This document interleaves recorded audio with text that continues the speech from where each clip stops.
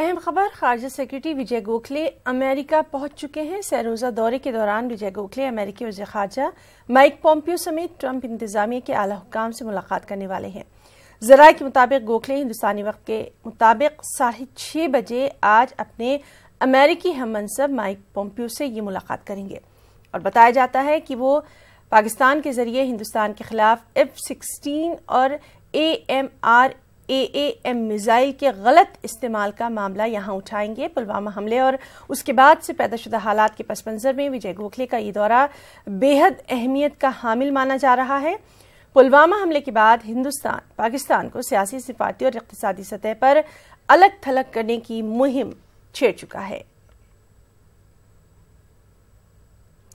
और नाज़रीन, हमारे साथ दिल्ली से मौजूद हैं हमारे एडिटर नेशनल ब्यूरो शैलेंद्र वांगू।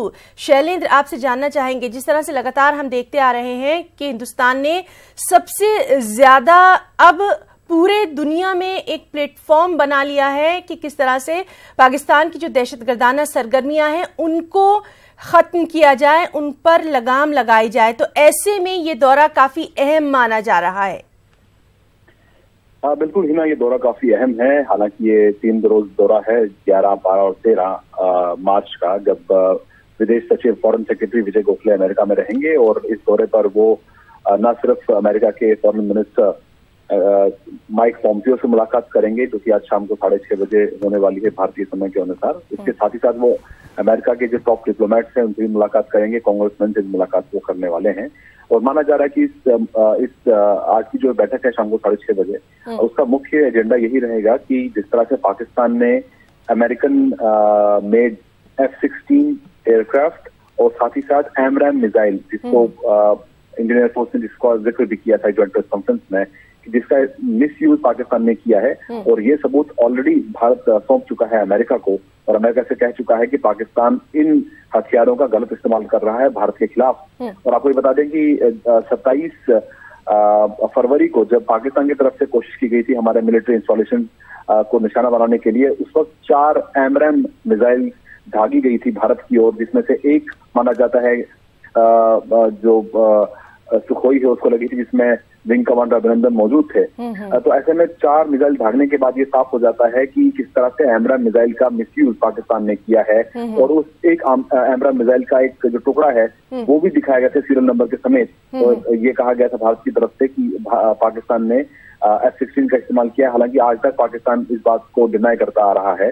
तो ऐसे में अब ये इस मुलाकात के जरिए भारत एक बार फिर पुश करेगा अमेरिका को कि वो अब उसके दिए हुए हथियारों को, अमेरिकन टैक्स पेयर का जो पैसा है उसका पाकिस्तान गलत इस्तेमाल कर रहा है, बावजूद इसके कि पाकिस्तान को ये हथियार दिए गए थे आतंकवाद से लड़ने के लिए, लेकिन उसका इस्तेमाल वो इंडिया के खिलाफ कर रहा है। तो ऐसे में एक बार फिर अमेरिका पर दबाव बनाया जाएगा, भारत की ओर से सबूत दिए जाएंगे और कहा जाएगा कि पाकिस्तान के खिलाफ इसमें कार्रवाई होनी चाहिए और ऐसे इंस्टेंस दोबारा फ्यूचर में ना हो, इसके लिए अमेरिका कदम उठाए।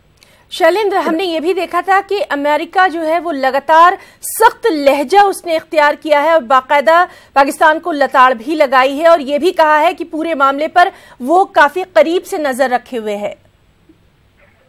बिल्कुल, इस पूरे मामले को लेकर अमेरिका ने पहले ही दिन भारत का समर्थन किया था और इसे काउंटर टेरर ऑपरेशन का नाम दिया था, जो कि भारत ने एयर स्ट्राइक किए थे।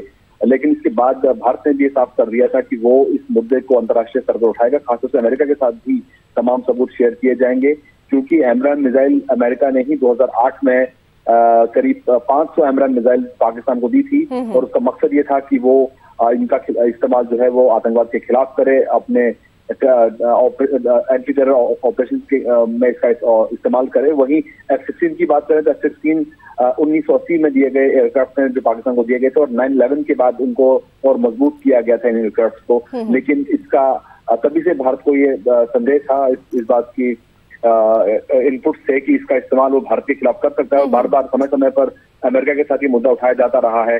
लेकिन 27 फरवरी के बाद ये बिल्कुल साफ हो चुका है कि पाकिस्तान को जो हथियार दिए गए थे आतंकवाद से निपटने के लिए, अब उनका वो सीधा इस्तेमाल भारत की सीमा में घुस के भारतीय मिलिट्री स्टेशन के खिलाफ निशाना बनाने की कोशिश की गई थी।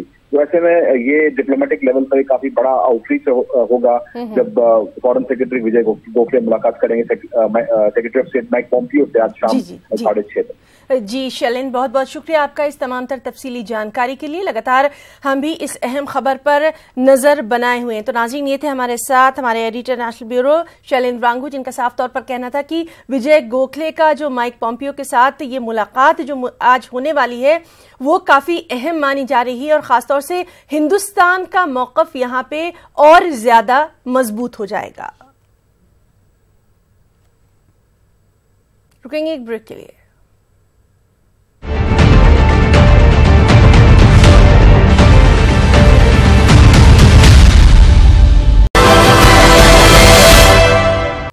चलिए शुरुआत करेंगे। नेशनल हेराल्ड की बिल्डिंग खाली करने का मामला सुप्रीम कोर्ट पहुंच गया है। एसोसिएटेड जर्नल लिमिटेड एजेएल ने दिल्ली हाईकोर्ट के फैसले को सुप्रीम कोर्ट में चुनौती दी है।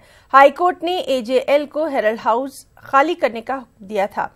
हाईकोर्ट के फैसले के बाद मुताल्लिका महकमे की टीम ने बिल्डिंग को खाली कराने की कोशिश भी की, लेकिन उसे कामयाबी नहीं मिल पाई थी।